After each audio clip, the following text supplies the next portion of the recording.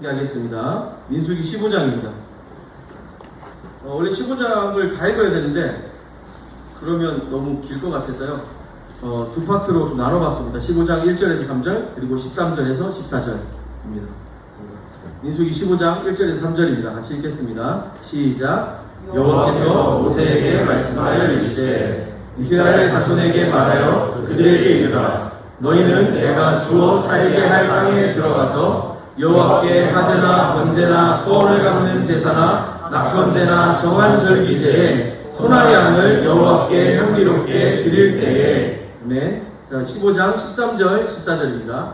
두 절을 같이 읽겠습니다. 시작. 누구든지 온토 소생이 여호와께 향기로운 화제를 드릴 때에는 이 법대로 할 것이요 너희 중에 거류하는 타국인이나 너희 중에 대대로 있는 자나 누구든지 여호와께 향기로운 화제를 드릴 때에는 너희가 하는 대로 그도 그리할 것이다. 아멘. 오늘 우리에게 주시는 하나님의 말씀입니다. 자리에 앉으셔도 좋습니다. 그때 우리가 민수기 큐티를 이제 막 시작한 지 한 2주쯤 됐었고요. 그래서 광야여행 체크리스트라고 해서 말씀을 나눴었습니다. 기억이 아닙니다. 기억 안 나도 괜찮아요. 설명을 할 겁니다. 자, 민수기는 오합지졸 출애굽한 이스라엘 백성들의 이야기입니다. 그들이 이제 군대처럼 전열을 정비하고요, 약속의 땅으로 나아가는 광야 진군을 그리고 있는 것이 민수기입니다. 특별히 1월달 우리가 1장에서 한 10장까지 매일 성경 큐티를 했어요. 그래서 이 광야 진군 준비하는 것을 10장까지 봤습니다. 1월 15일 설교가 광야 여행 준비 체크리스트라는 제목이었습니다. 근데 제가 잘못한 거죠. 여러분 기억하지 못해도 괜찮습니다. 그래서 그날 그렇게 했어요. 딱 100일 전입니다. 광야 여정을 위해서 진군을 인도할 리더수를 준비하고 사람을 세웠어요. 그리고 군대를 조직했습니다. 하나님은 지금 이 이스라엘에게 특별한 사명을 주고 계신 거예요. 이 사람들은 사실 군사훈련 받은 것도 아니고 왕이 있는 것도 아니었습니다. 그냥 이제 출애굽한 탈옥한 이제 죄수들, 노예들인데 그들에게 하나님은 사명을 주셨죠. 가나안 족속들이 가졌던 전투 방식이나 국가 조직 체계나 전략이나 이런 것이 아니라 하나님을 의지하고 믿음으로 걸어가는 전략. 그것을 통해서 하나님은 이 백성을 하나님 백성답게 만드시는 것을 준비시키고 계셨습니다. 그렇게 하나님의 이 인구조사에 지명되었던 그들에게 하나님의 은혜가 얼마나 크고 감사한지 우리가 순종하며 주님을 따라갈 때 더 깊이 그 사랑을 알게 되는 거라고 1월 15일 날 이야기했었습니다. 그렇게 우리를, 저와 여러분을 선택하시고 불러주신 은혜를 생각하면서 민수기 1장에서 10장 정도를 다시 한번 정리를 해본다면 딱 이겁니다. 광야 진군에 앞서 체크해야 할 딱 한 가지, 이걸 기억해라. 그게 뭐냐면 우리 삶을 정결케 하고 그 안에 하나님이 임재하시고 동행하신다는 것. 하나님께서 요구하시는 유일한 딱 한 가지, 너희가 전열을 정비하고 출발을 광야 진군을 준비해라 라고 하셨을 때 부탁한 한 가지, 이겁니다. 나랑 같이 가자 였습니다. 여러분 2023년 벌써 4월 말로 이렇게 다가가고 있네요. 그죠? 1월 15일 이후로 거의 100일 정도가 지난 것 같습니다. 100일 좀 못 되는 것 같기도 하고. 어쨌든 저와 여러분이 이렇게 함께 걸어가고 있는 이 광야 여정의 성공 여부가 이 거룩하신 하나님의 임재와 동행하심에 달려있다. 100일 동안 그게 좀 삶 속에서 느껴지셨나요? 아니면 여러분이 예배를 드리면서 말씀을 묵상하면서 기도하면서 그 지난 100일 동안 하나님의 임재와 동행하심이 아니고서는 내 삶이 가능하지 않겠다라고 하는 것이 좀 여러분 안에서 더 확장되고 더 깊이 이해되고 그렇게 되셨나요? 질문을 좀 다르게 쉽게 해볼까요? 여러분은 지난 100일 동안 하나님을 온전히 신뢰하셨나요? 민수기는 사실 이 질문을 좀 더 이해하기 쉽게, 그러나 쉽지만 대답하기는 어렵게 묻습니다. 이렇게 묻죠. 여러분은 하나님 말씀에, 그 율법과 약속에 순종하고 있나요? 라고 말이죠. 지난주 설교와 GQS 그리고 계속 주중에 되고 있는 매일 성경 민수기 큐티 내용들을 통해서 대략 지금 본문의 전후 문맥들을 이해하시는 분들이 많이 있을 것 같습니다.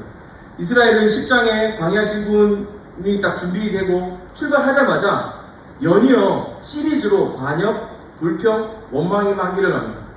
기억나세요? 11장에는 백성들이 성경에 그렇게 써있습니다. 악한 말로 원망합니다. 아마 욕을 하거나 그랬겠죠? 그때도 욕이 있었나?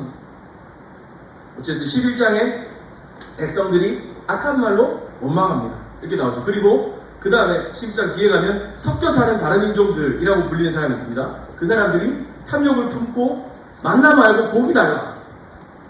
만나 말고 고기 달라 이렇게 난리를 칩니다.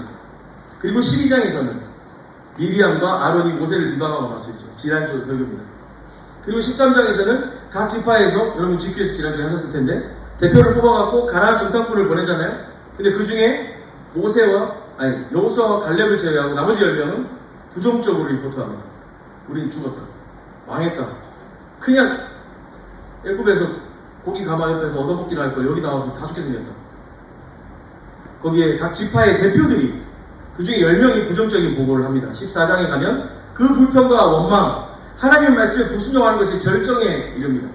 부정적인 보고에 선동되어서 백성들이 모세와 하나님을 원망하고 나섰죠.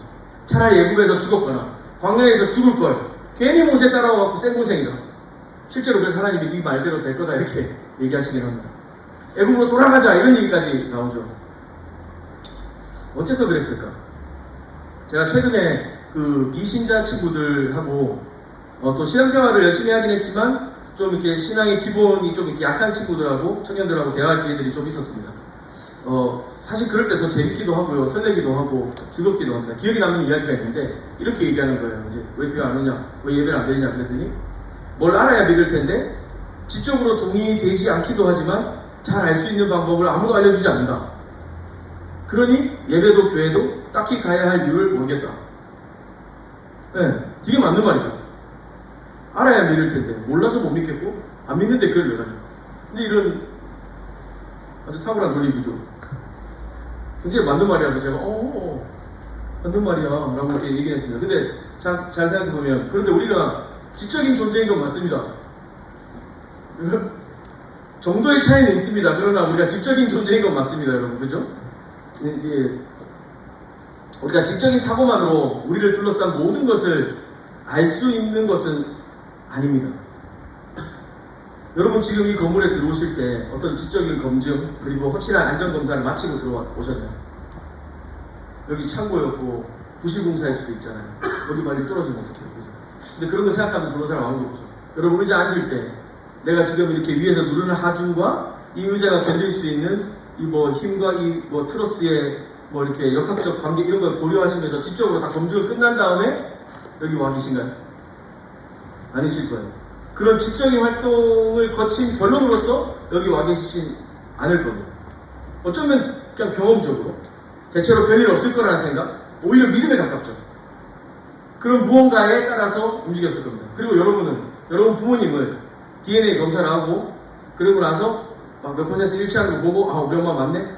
그렇게 부모님으로 이렇게 인정하게 되셨나요? 아니죠. 여러분이 기억하지도 못할 그때부터 여러분과 눈을 맞추고 여러분을 위해서 시간과 사연을 다 쏟았고 사랑해 주시고 돌봐주시고 그분들이 부모님이라는 걸 우리는 알게 되는 거죠. 우리 지적인 작용의 결과가 아니라는 겁니다. 물론 시간이 갈수록 검사해봐야 되나 이런 생각 들기도 하겠지만 우리 부모님은 우리를 그렇게 우리의 어떤 지적인 동의나 이런 걸 통해서 우리 부모님 되시는 게 아닙니다. 목사님 비하기 너무 심하시네. 예시가 너무 극단적이시네. 이렇게 생각하는 분들도 계시겠지만 여러분 그럼에도 여러분은 알 겁니다. 우리가 그다지 지적인 존재이긴 하나 지적인 활동의 결과로서 우리의 모든 삶을 판단하지 않는다는 거죠. 우리의 지적 활동과 그에 따른 합리적 결과 도출이 우리의 모든 결정을 이끄는 것은 아니라는 것을 우리는 압니다. 오히려 여러분이 무언가를 알고 교리를 다 알고요. 성경을 다 충분히 이해하고 그러고 나서 교회와 신앙활동에 대한 모든 가치와 의미들을 다 발견한 이후에 내가 여기서부터 시작해야지 라고 생각하시는 분들도 간혹 있겠으나 대체로는 일단 가보자. 예배나 교회에 가다 보니 뭔가 믿어지고 있는 것 같고 그러다 보니 알아지고 그러다 보니 경험되고 이제 그런 분들이 더 많을 겁니다. 이스라엘 사람들은 자신들이 광야에서 처한 상황들에 대해서 다소 부정적이긴 하나 나름 합리적이고 지적인 이유들을 찾으려고 했습니다. 사실은 상대를 바라보거나 자신들을 바라볼 때 그런 불만과 원망이 남는 것이 당연할지도 모르겠어요. 아무것도 보이지 않는 광야, 객관적으로 아무 실력도 경험도 없는 그냥 진영만 갖추고 있는 무기 하나 없는 이 이스라엘 백성들이 아주 이건 합리적인 거죠. 우리보다 훨씬 거대한 대적과 싸운다는 건 이건 막막합니다. 보이지 않는 하나님이 아예 없는 것처럼 느껴지기까지 하는 것, 그들에게는 그게 팩트일지도 모르겠습니다. 이것저것 잘 다 챙겼고 이제 10장 걸리는 동안에 모든 것을 준비하고 두 번째 6월절까지 다 치르고 출발할 여정입니다. 이제 잘 돼야 되는데 모든 것이 하나님 계획대로 이끌어져 가야 되는데 잘 안 됩니다. 그러나 이런 10장에서 14장까지의 이 정신없는 상황들 끝에 우리가 만난 15장은 이 지속적인 이스라엘의 실패에도 불구하고 하나님의 주권적인 언약과 시시실하신 은혜로 새로운 국면들로 전환됩니다. 15장부터 하나님의 언약을 새롭게 갱신하시는 이야기가 나옵니다. 여기서부터 우리가 1월 15일 날 광야 여행 체크리스트를 업데이트 좀 해보도록 하겠습니다. 첫 번째, 우리의 실패가 곧 하나님의 실패는 아닙니다. 우리가 읽었던 15장 1절 말씀 1절에서 3절까지 다시 한번 좀 읽어보겠습니다. 2절만 읽어볼게요. 2절만 성경책 있으신 분들 찾아보시고요. 민수기 15장 2절 같이 읽겠습니다. 시작. 이스라엘 자손에게 말하여 그들에게 이르라 너희는 내가 주어 살게 할 땅에 들어가서. 자, 우리가 14장까지 이야기를 요약해 보니 이스라엘의 소망이 있습니까 없습니까? 없죠. 이스라엘 소망이 없습니다. 그러나 이들의 소망 없음과 그 실패가 하나님의 실패랑 연결되지 않는 것 같습니다. 14장까지 절망과 실패, 좌절이 마치 없었던 것처럼 15장에 오면 하나님이 전혀 다른 이야기를 시작하십니다. 누가 봐도 뜬금없어요. 너희는 내가 주어 살게 할 땅에 들어가서. 이게 말이 안 되는 거죠. 계속해서 반역하고 거절하고 있는 그들에게 마치 그 미래가 이미 이루어진 것처럼 말씀하시는 겁니다. 일본에서는 이렇게 말이 안 되는 상황에 이거 말이 안 되라고 하지 않죠. 이렇게 합니다.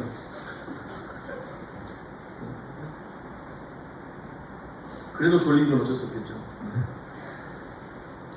자, 광야에서 준비시켰습니다. 그리고 그 약속의 결과도 하나님이 책임지십니다. 사실 준비시키고 훈련시킨 그 대상은 이스라엘 백성인데 그것을 책임지시는 분은 하나님이신 겁니다. 이것은 광야 여정, 우리의 신앙생활의 토대가 우리의 상황이나 우리의 감정이나 우리의 형편이 아니라 하나님께 있다. 우리의 신앙의 토대, 우리 광야 여정의 토대가 하나님께 있다는 것을 강력하게 말해주는 겁니다. 로마서 5장인데요. 1절에서 5절까지 말씀입니다. 제가 읽어보겠습니다. 그러므로 우리가 믿음으로 의롭다 하심을 받았으니 우리 주 예수 그리스도로 말미암아 하나님과 화평을 누리자. 또한 그로 말미암아 우리가 믿음으로 서 있는 이 은혜에 들어감을 얻었으며 하나님의 영광을 바라고 즐거워하느니라. 다만 이뿐 아니라 우리가 환난 중에도 즐거워하나니 이는 환난은 인내를, 인내는 연단을, 연단은 소망을 이루는 줄 알미로다. 소망이 우리를 부끄럽게 하지 아니함은 우리에게 주신 성령으로 말미암아 하나님의 사랑이 우리 마음에 부은 바 됨이니 라고 했습니다. 이 당시 로마 교회는요 바울이 세운 교회가 아니었습니다. 아마 흩어진 유대인들 또 베드로의 영향을 받은 사람들이 세웠다고 전해집니다. 어쨌든 이 로마 교회 공동체는 지금 굉장히 위급한 상황입니다. 어떤 상황이었냐면 교회의 기둥이었습니다. 그리고 존재하기만 해도 든든했던 유대파 리더들, 장로들, 선생들, 이 신앙의 선배들이 다 쫓겨났어요. 그 로마에서 다 쫓겨났습니다.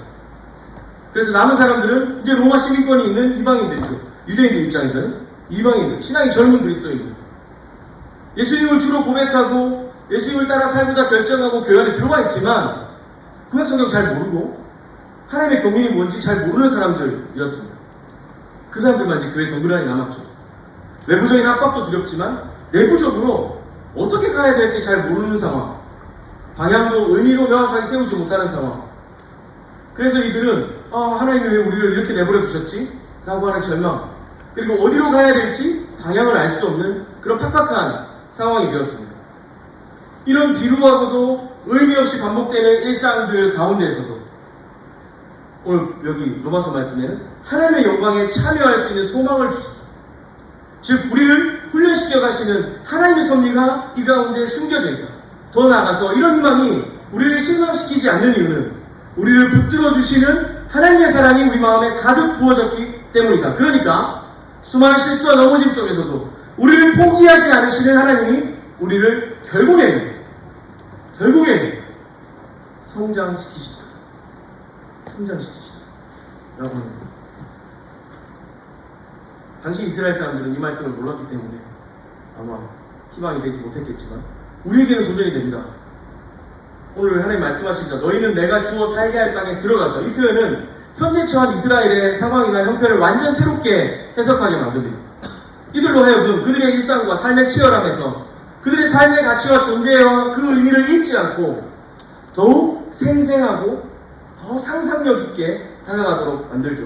14장에 그 부정적인 보고를 했던 10명의 정탐꾼은 모두의 상상력을 그들이 맞닥뜨린 현실이라는 이름으로 잠식해버립니다.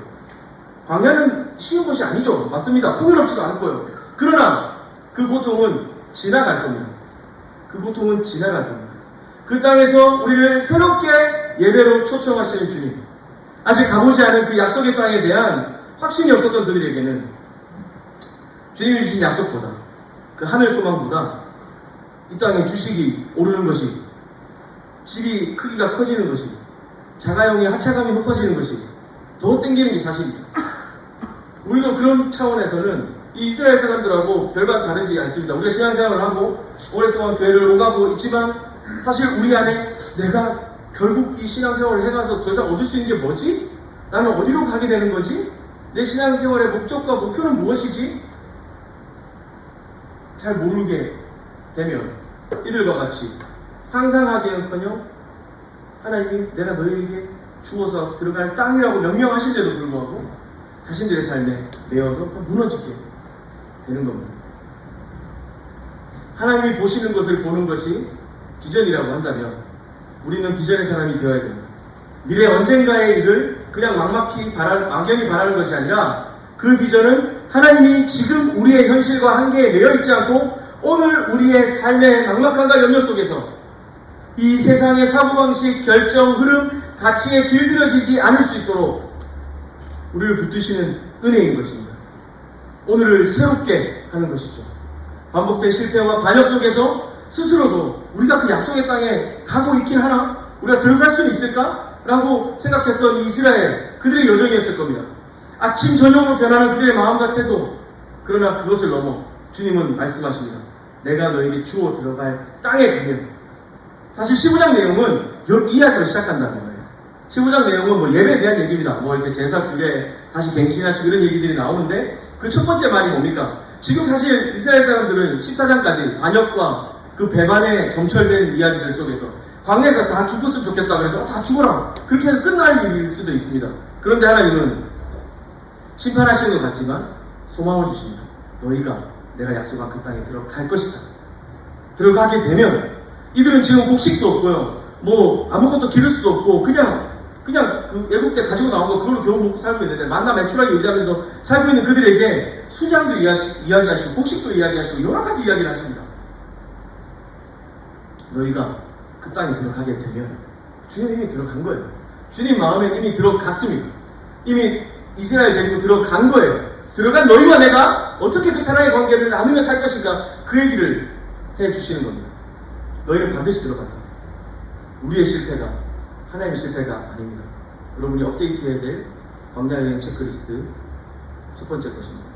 두 번째, 오늘 본문은 다 읽지는 않았지만 제가 방금도 잠깐 언급했는데 민수기 15장은 레위기 4장에 있는 제사 규례와 그 헌물 규례를 좀 이렇게 업데이트를 합니다. 반복하는 것처럼 보이지만 여러 부분에서 업데이트를 시키고 있습니다. 오늘 뭐 그 얘기를 할 수는 없고요. 다시 말해서 하나님은 지금 이 끊임없는 실패와 절망과 좌절의 연속들 속에서 예배를 강조하십니다. 예배를 강조하십니다. 두 번째 여러분 체크해야 될 것은 멈춰서서 우리가 예배자로서 정비되어야 된다는 겁니다. 하나님과 우리는 언약적 관계 안에 있습니다. 하나님이 나의 삶에 임재하시고 내 삶의 중심이 되시는 곳에 계십니다. 그럴 때 그분이 우리 삶의 주인이실 때 우리는 풍요롭고 우리의 삶의 가치를 새롭게 발견하고 의미 있게 볼 수 있게 됩니다. 내가 바라는 것의 초점은 하나님으로 바라고, 그래서 그 하나님은 지금 이스라엘과 함께 내가 너희와 맺었던 언약들을 좀 갱신할 텐데, 자, 첫 번째 잘 들어봐. 예배예요. 예배.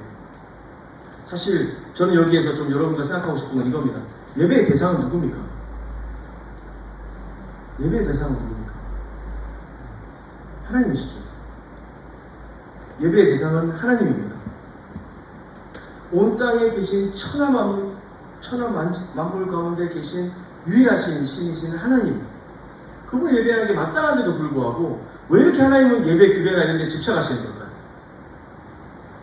우리 마음에 하나님 외에 다른 것으로 가득가득 채우는데 우리 너무 빠르고 바쁘기 때문입니다.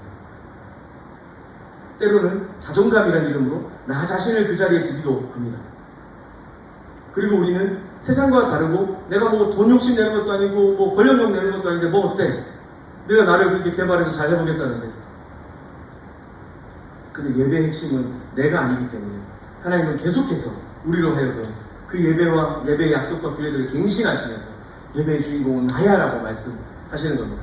여러분이 들으실 때는 뭐야? 하나님 그럼 우리 꼭두각시야? 라고 생각할 수 있지만, 이 구약에서 예배라고 하는 단어를 조금 더 이해하게 되면 여러분 이해가 좀 넓어질 거라고 생각하는데, 히브리어로, 구약은 히브리어로 쓰여졌잖아요. 히브리어로 예배라고 하는 단어는 주로 두 개의 단어를 씁니다. 샤하, 아바드. 둘 다 엎드리는 겁니다. 절하는 거예요. 샤하는 아예 굴복하는 겁니다. 멀리서 제가 규원이한테 샤하 한다고 하는 것은, 제가 이렇게 샤하를 하고 있잖아요. 그러면 저 뒤에서 누가 보면은, 정민이가 보면 저는 안 보입니다. 규원이만 보이죠. 샤하를 받는 대상만 보이는 겁니다. 이 단어 자체가 계속해서 예배 특징들, 구약이 말하고 있는 예배 특징들 설명해 줍니다. 이게 헬라어로 넘어오고 신약으로 넘어오면 프로스키네오, 라트리오로 단어로 바뀌는데, 이것도 섬긴다 이런 뜻으로 다 바뀝니다. 섬긴다. 우리는 엎드리고 주인만 드러나시는 거예요. 성경에 나타난 첫 번째 제사 어떤 게 있을까요? 가인과 아벨의 제사. 아벨의 제사를 받으셨는데 가인의 제사를 안 받으셨습니다. 아벨은 고기를 바쳤고 가인은 풀을 바쳤습니다. 열받을만 하죠. 이 재밌는 건데 한 8개 교회에서 웃었는데 너네들은 너무 깜빡하네요. 고기 문제가 아니었습니다. 가인은 자기가 드릴 수 있는 것, 남들보다 더 우월할 수 있다고 생각해서 자기가 드릴 게 있다고 생각합니다. 목사님 무슨 말이에요? 우리가 헌금도 챙겨오고 내가 이렇게 예배 나와서 뭔가 주게 드리잖아요. 아니요, 예배의 핵심은 그분만 드러나시는 겁니다. 우리가 드릴 수 있는 게 없습니다. 우리가 내세울 수 있는 게 없습니다. 가인은 그걸 몰랐습니다. 자기는 남들보다 좀 더 나은 예배, 남들보다 더 많은 걸 드릴 수 있다고, 좋은 걸 드릴 수 있다고 착각했습니다. 그리고 우쭐했고요. 하나님 그 예배 받지 않으셨습니다. 근데 이스라엘이 계속 그런 예배를 반복합니다. 내가 이만큼 드렸는데 나도 드릴 게 있어. 자기 공로로 경쟁하는 그런 예배 주님 안 받으십니다. 하나님을 조종하려 하고, 내가 그래도 한 달에 5번인데 예배 3번 이상 가드리면 하나님도 사실 조금 딜이 있으셔야 되지 않겠습니까? 뭐 이렇게 생각하는 사람 많지는 않겠지만, 우리가 교회를 출석하고 정기적으로 예배 나가는 것만으로 우리 하나님과 뭔가 미묘한 소원함들이 쌓여져가면, 근데 이렇게까지 교회 온 적이 없는데 주님 이런 식으로 시험 기간에 나에게 대접하시면 안 되는데, 어제 내가 공부를 별로 안 했는데 시험 쉽게 내주셔야지. 형식적으로 눈 가리고 앙호하는 예배를 굉장히 싫어하십니다. 사실 선지서 내내 그 이야기입니다. 선지서 내내. 말라기에 가면요, 너희 제사, 제물 역겹다. 가져오지 마라. 다 버려. 얘기하십니다. 또 구약의 다른 선지서에서는 인애를 원하고 제사를 원하지 않는다. 주님은 사랑을 원하지 제사를 원하지 않는다. 아니요, 주님 예배를 원한다면서요. 예배 형식 그렇게 집착하시는 분이 왜 그러시는 거죠? 우리가 헛되게 주님 앞에 나감으로 하나님과 생생하고 생명력 있는 관계가 아니라 헛되고 또 나로 가득가득 채우는 헛된 제사로 반복하는 것을 하나님 굉장히 싫어하시기 때문에 그렇습니다. 저는 이 말을 반대로 하나님 우리를 너무 사랑하시기 때문에라고 생각했습니다. 다른 그 어떤 종교에도 없는 하나님이 준비하시고 베푸신 예배.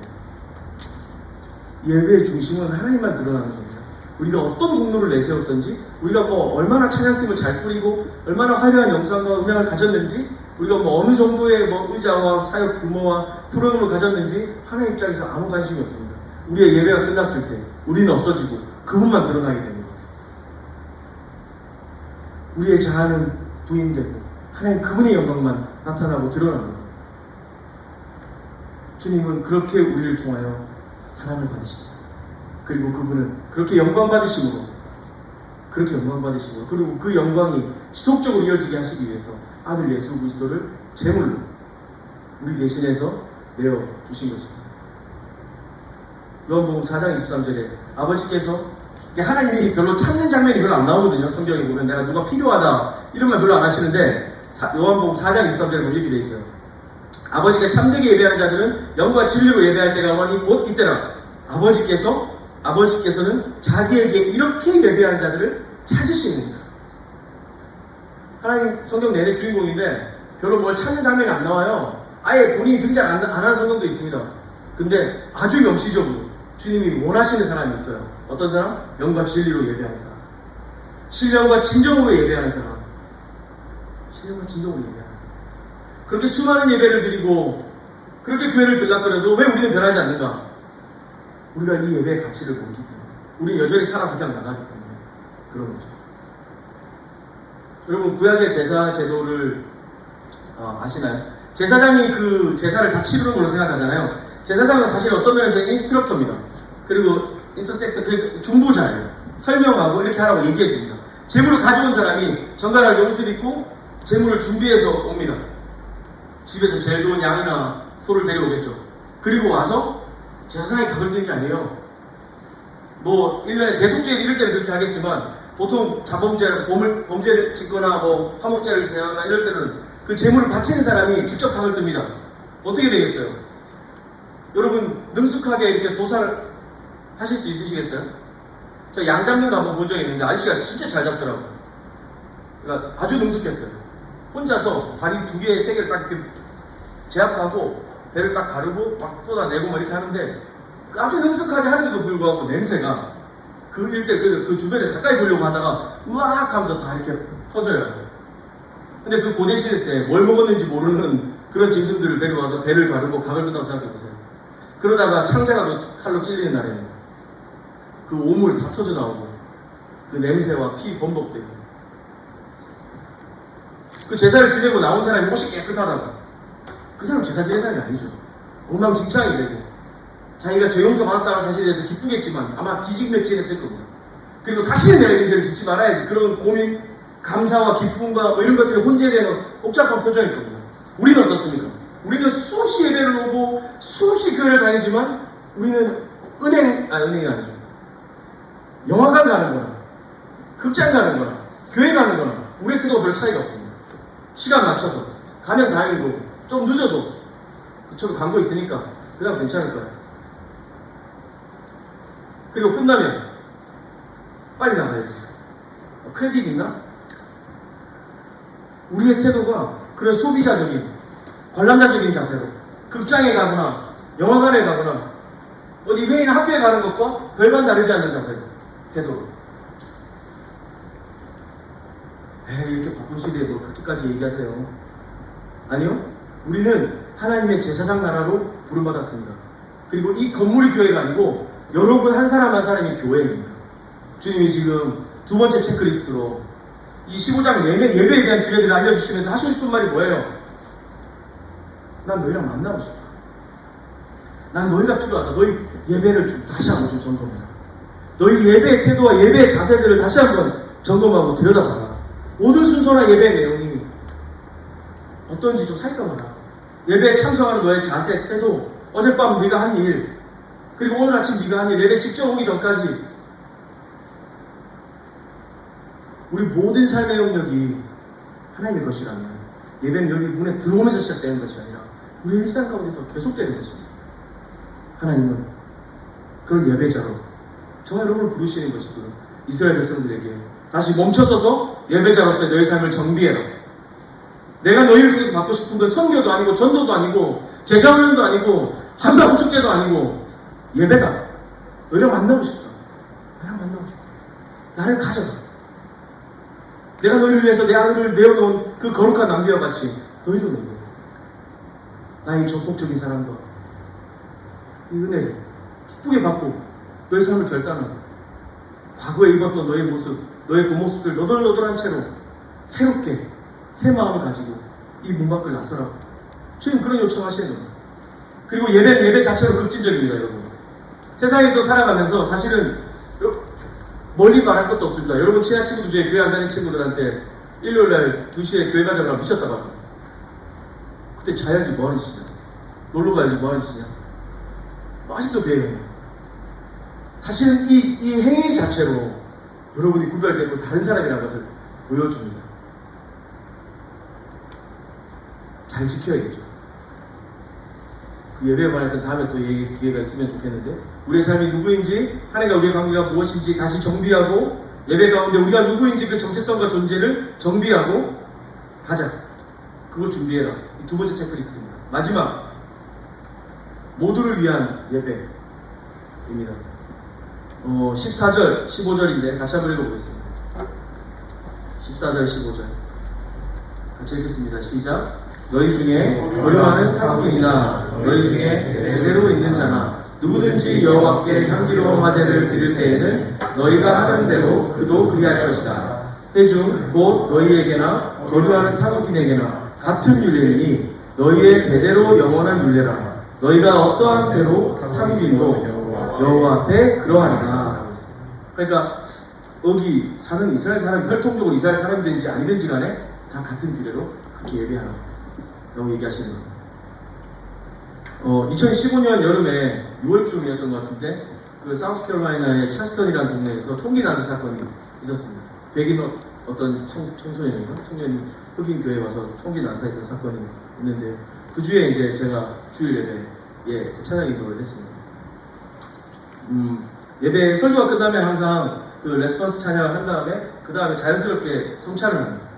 그래서 성찬기 빵과 잔을 이렇게 든 사람들이 양쪽에 있고요. 그 다음에 사람들이 나와서 찬양을 하면서 자연스럽게 찍어 먹고 다시 자리로 가서 기도하고 찬양하는 시간을 자연스럽게 갖습니다. 개인적인 레스폰스의 첫 번째 찬양은 집중하고, 두 번째 찬양일 때는 개별적으로 이제 성찬에 참여하는 노래를 하게 됩니다. 그때는 그 다음에는 이제 그 널서리랑 썬데이 스쿨 있는 애들을 데려와요. 그래서 마지막 찬양 같이 하고 베네딕션 축도하고 다 끝나는 거죠.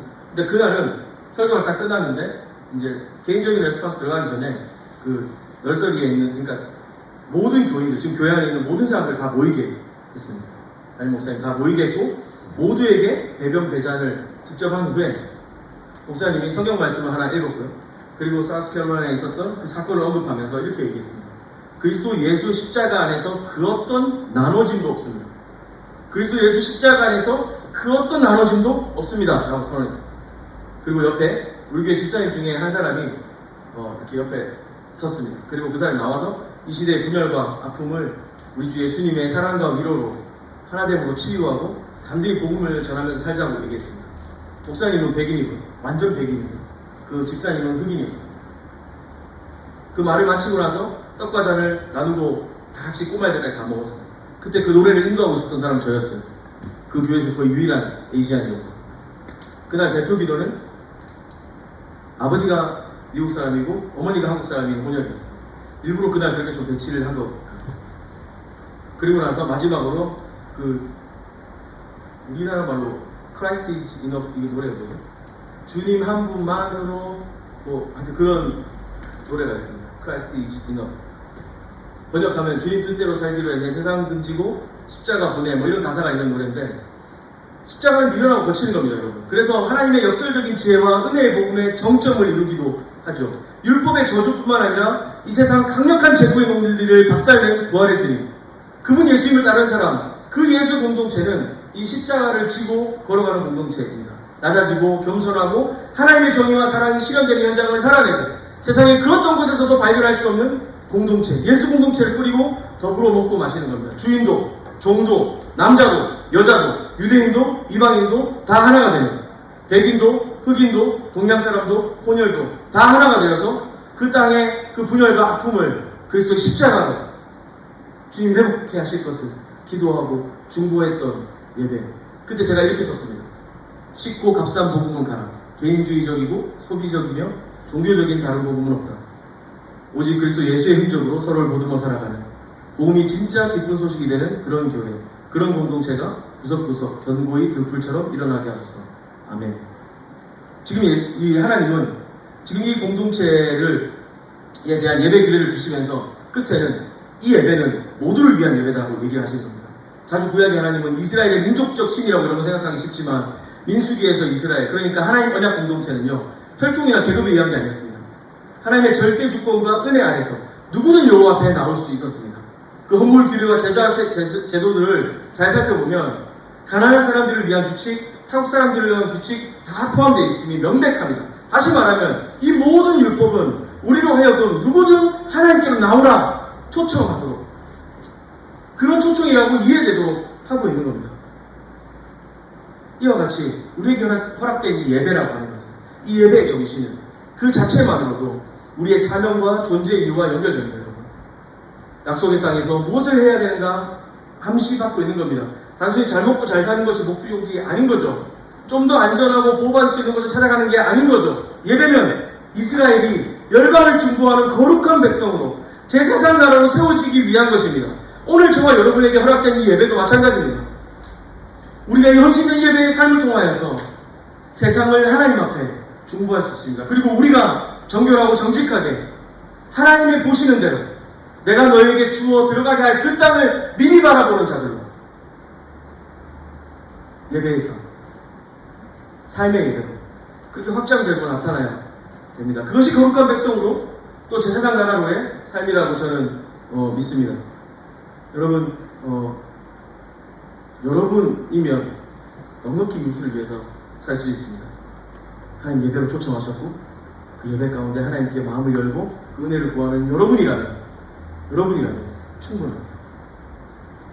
여러분이 이 광야 여정 가운데 이제는 하나님도 지쳤겠지, 이제 그냥 다 지워버리지, 리셋해버리지 하는 그 시점에서 주님이 이들에게 주신 명령은 예배에 관한 것이었습니다. 예배에 관한 것. 너희가 실패하였지만 나는 실패하지 않았다. 나를 보아라. 그리고 나는 예배를 다시 갱신한다. 난 너희를 만나고 싶다. 난 너희와 함께하고 싶다. 너희가 나를 예배하기에 합당한 백성으로 살아가게 하고 싶다. 그리고 그 예배는 너희만을 위한 것이 아니라 이 땅 모두를 위한 것이다. 너희의 사명이 거기에 있다. 1월 15일 이후로 100일쯤 지났습니다. 그리고 또 앞으로 100일이 지나면 언제일까요? 한여름일까요? 우리에게 한 해 여러 번의 기회가 있습니다. 여러분, 다시 우리의 삶을 점검하시죠. 다시 광야여행, 이 2023년도의 이 신앙여정 속에서 2.3운동 좀 흐릿해졌다면 다시 시작하면 됩니다. 작심삼일 계속하면 돼요. 작심삼일 계속하면 1년에 3분의 1은 성경 읽을 수 있습니다. 엄청나지 않습니까? 여러분 인생에 언제 100일을 성경을 읽었어요? 너무 폄하한 건가요? 어쨌든 지금이라도 시작하면 됩니다. 기도가 잘 안 되세요? 같이 기도할 사람을 찾으세요. 예배가 힘드세요? 먼저 나와서 사람들과 교제하고 어떻게 예배할 것인지 형제 자매들과 함께 나누고 교제하고 하세요. 앞자리에 뭐 은혜가 있습니다 막 그러는데 은혜는 없네요. 은혜 뭐 안 왔네요. 아, 은혜 저기 있구나. 은혜는 중간에 있습니다. 앞자리에 은혜가 있는데 그죠? 그런 것도 실천해보고 예배를 위해서 기도해보고 누가 시켜서 드리는 예배가 아니라 여러분이 전날 저녁에 내일 예배를 위해서 좀 중보해야겠다, 기도해야겠다. 여러분이 대표 기도를 돌아가면서 맡게 될 텐데 대표 기도를 맡게 되면 조금 더 진지하게 청년 예배를 위해서 기도해야겠다 고민하시고, 그리고 예배 끝난 이후에 여러분의 이 세상의 옷과 겉모습들은 너덜너덜해지고 여러분의 속사람이 새로워지도록 다음 주 예배 또 있는데 뭐 아니요? 오늘밖에 없는 것처럼 하나님 그렇게 우리에 대해 간절하시게 간절한 마음으로 우리가 오시듯이 주님 우리에게 찾으시는 예배의 유일한 조건은 상한 심령, 주님을 사랑하는 마음, 주님을 갈급하게 여기는 마음 뿐입니다. 그런 마음을 연습하시고 찬양도 터소리 내서 불러보고 기도도 마찬가지입니다. 여러분 예배를 점검하십시오. 그렇게 또 여러분 일상 속에서 하나님과 동행하는 삶이 무엇인지 고민하십시오. 그것을 통해서 또 새로운 우리 계절들을 또 맞이할 수 있을 거라고 저는 믿습니다. 이 체크리스트들 잘 점검하셨으면 좋겠습니다. 우리가 찬양하고 기도하겠습니다.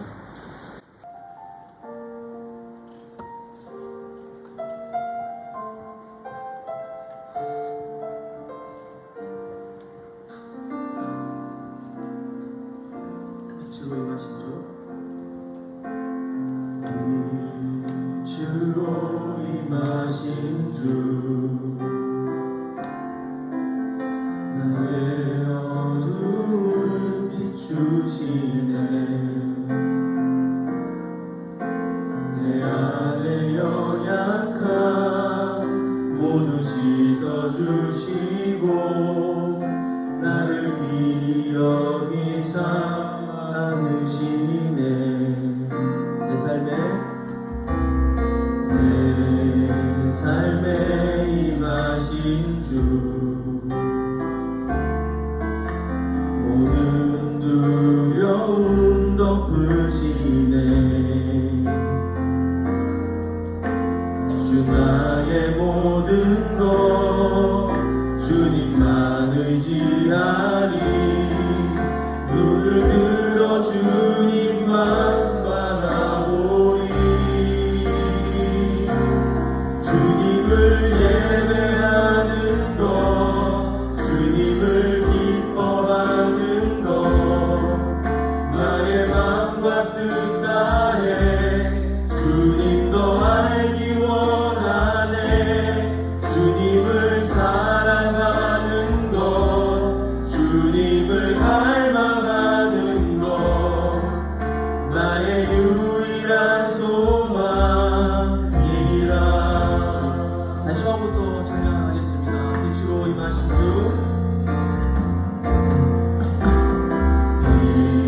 빛으로 임하신 주, 나의 어둠을 비추시네. 나의 어둠을 비추시네. 내 안의 연약함 내 안에 연약함 모두 씻어주시고 나를 기억이사 안으시네. 내 삶에 임하신 주, 내 삶에 임하신 주, 모든 두려움 덮으시네. 모든 두려움 덮으시네. 주 나의 모든 것 주 나의 모든 것 주님만 의지하리. 눈을 들어 주님만 바라보리. 주님을 예배하는 것, 주님을 예배하는 것, 주님을 기뻐하는 것, 나의 맘과 뜻 다해 주님 더 알기 원하네. 주님을 사랑하는 것, 주님을 갈망하는 것, 나의 유일한 소망. 주님을 예배하는 것, 주님을 예배하는 것, 주님을 기뻐하는 것, 나의 맘과 뜻 다해 주님 더 알기 원하네. 주님을 사랑하는 것, 주님을 갈망하는 것, 나의 유일한 소망. 한번더 고백합시다.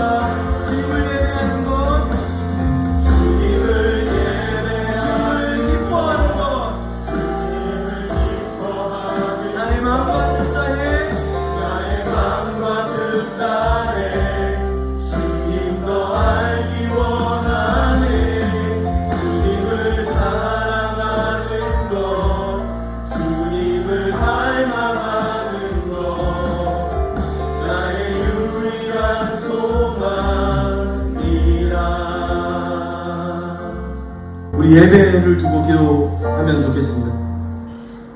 사실은 이 예배는 우리가 뭔가 준비할 수 있는 것이 없는 것이 예배이기도 합니다. 왜냐하면 하나님이 우리에게 대하여 베푸신 이 놀라우신 사랑, 단 한 톨도 갚아낼 수 없고 단 한 톨도 보상해낼 수 없는 죄 많은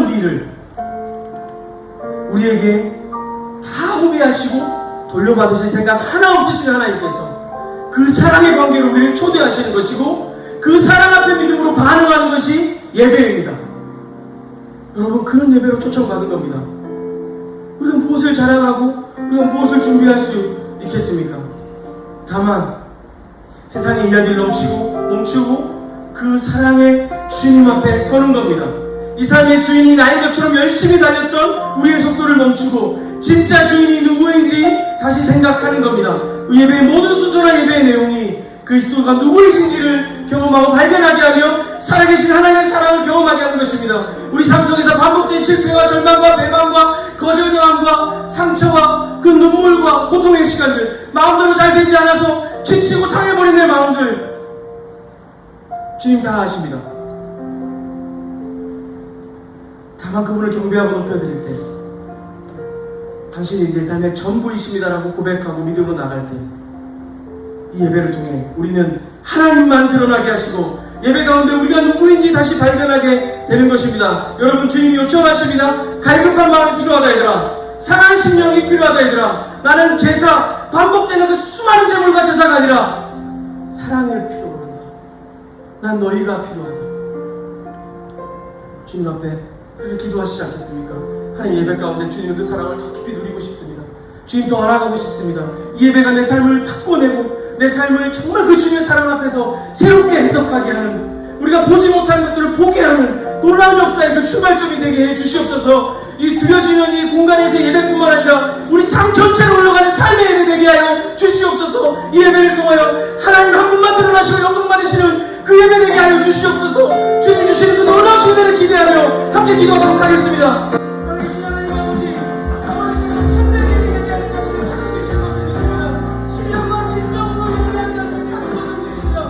우리를 그렇게 불러주시고 하나님을 사랑의 자리로 우리의 많은 놀라우신 은혜로 이루어주시는 주님, 주님의 조정하시고 정신적으로 놀라운 마음으로 영광하게 하는 예배를 우리 삶에 가득하게 드리고 우리가 주님으로 여전히 너무 하는 것이 내 삶의 기쁨이요 내 모든 삶의 모습을 하나님 예배 가운데 나와서 하나님의 작정하게 하나님 아버지 주님께서 돌아오는 것을 영광 받으시는 은혜를 우리에게 주시옵소서.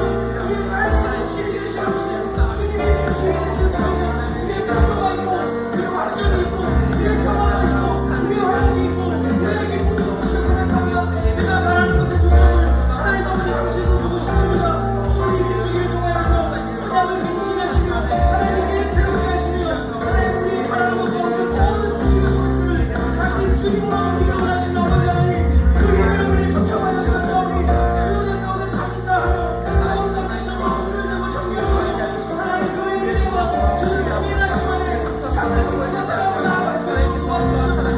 하나님, 우리는 여전히 주님을 사랑합니다. 주를 찾습니다. 예배의 주인이 당신이신 것을 기억합니다. 그 자리에 나아가지만 주님을 따라가면서 돈을 원하고 성경을 원하고 방법을 원하고 예수를 원하고 이기만 하지만 하나님의 말씀을 결정합니다. 난 당신이 필요하고 나는 주님이 필요합니다. 수없이 필요한데 하나보다 바꾸지 못했던 그게 아니라 거룩한 넓이 하나님 우리에게 어떤 놀라신 사랑을 없애고 그 예배로 위안할 수 있도록 주여 우리의 삶을 붙잡아 주시옵소서. 우리를 새롭게 하시고 하나님 주를 새롭게 하시고 하나님 그 주님을 구하시고 은혜와 사랑을 감사할 수 있도록 주여 도와주시옵소서.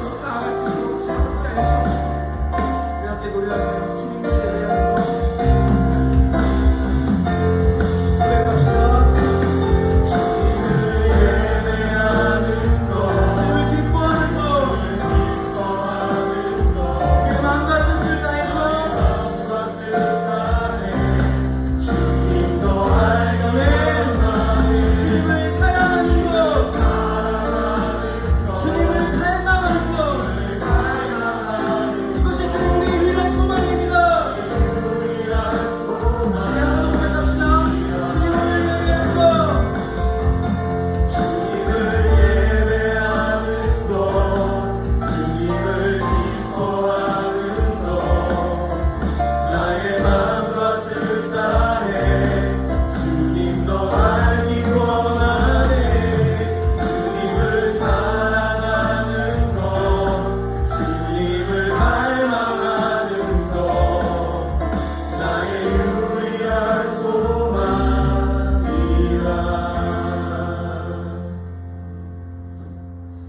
주님, 향방 없이 헤매는 우리의 삶의 현장 가운데 찾아오셔서 우리를 벌하시거나 질책하시기보다 다시 또 그 은혜와 사랑의 자리로 초청하여 주셔서 감사합니다. 로마 교회처럼 이스라엘 백성들처럼 어디로 가야 할지 어떻게 해야 될지 알지 못하는 우리의 삶이지만 주님 당신을 예배할 수 있어서 우리가 선 자리를 다시 발견합니다. 우리 삶의 전부 되시는 주님, 당신을 더 깊이 갈망하고 알아가고 사랑할 수 있도록 우리의 마음을 붙들어 주시고 성령님 오셔서 합당한 영광과 그 기쁨과 사랑을 취하여 주시옵소서. 우리 사랑하는 소마 지체들 한 사람 한 사람 하나님의 모든 예배, 삶의 예배와 그 공동체 예배를 통하여서 하나님의 살아계심과 그분이 우리 삶의 중심 되는 것을 경험하고 새롭게 우리의 삶이 정향되고 주님 뜻을 따라 쫓아가는 제대로 된 광야 진군의 준비를 마치는 그 믿음의 사람들 될 수 있도록 주님 인도하여 주시옵소서. 사랑합니다. 예수님 이름으로 기도합니다. 아멘. 우리 자리에 일어나서 결단의 찬양 주님 돌려드리겠습니다.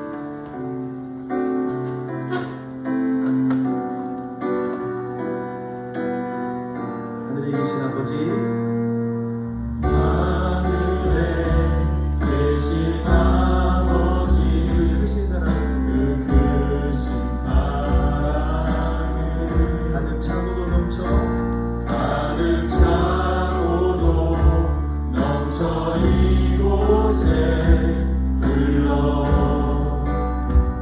내리네. 우리는 그 사랑을 받아 우리는 그 사랑을 받아 조심스레 이어가네. 당신의 나라에 살아갈 이웃들을 위해 아버지의 사랑으로 아버지의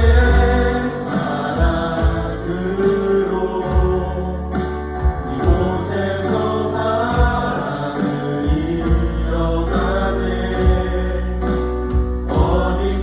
어딘가에서 부딪히고 또 다른 곳에서 넘어져도 아버지의 사랑으로 아버지의 사랑으로 우리 한 번 더 일어서네. 우린 한 번 더 일어서네. 하늘의 마음이 닿을 수 있도록 그 사랑이 이곳에 온전히 들어가도록.